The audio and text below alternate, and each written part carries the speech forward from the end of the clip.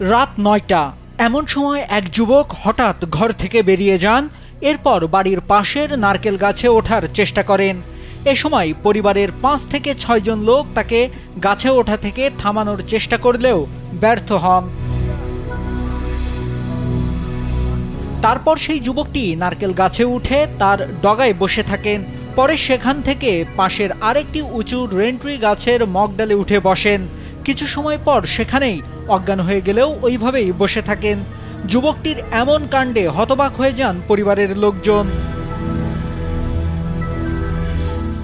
এরপর পরিবারের লোকজন ফায়ার সার্ভিসে খবর দেয়। পরে ফায়ার সার্ভিসের দল উপস্থিত হয়ে গাছে ওঠেন। এ সময় গাছের নিচে একদল আজান দিতে থাকেন। ফায়ার সার্ভিসের কর্মীদের ঘণ্টাব্যাপী চেষ্টায় ওই যুবককে গাছ থেকে নামানো হয়। আজান দিতে থাকলে এক পর্যায়ে ওই যুবকের জ্ঞান ফিরে আসে। গাছের একেবারে শীর্ষে খুব চিকন একটা ডালের উপর সে বসে অচেতন অবস্থায় আছে। পরবর্তীতে আমরা আমাদের ফায়ার সার্ভিসের বিভিন্ন ইকুইপমেন্ট ব্যবহার করে আমাদের সকল কর্মীদের নিয়ে প্রায় ১ ঘন্টা চেষ্টার পর আমরা সুন্দরভাবে তাকে নামাতে সক্ষম হই। পরিবারের লোকজন জানান ওই যুবকের উপর জিনের আছর রয়েছে।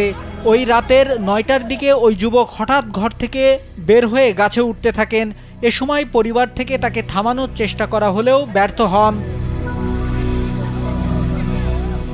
১২ এপ্রিল রাতে পিরোজপুরের নাজিরপুরে চাঞ্চল্যকর এই ঘটনা ঘটে। জানা যায় গাছের মগডালে উঠে অজ্ঞান হয়ে যাওয়া যুবকটির নাম মোহাম্মদ শাহিনুর মোল্লা।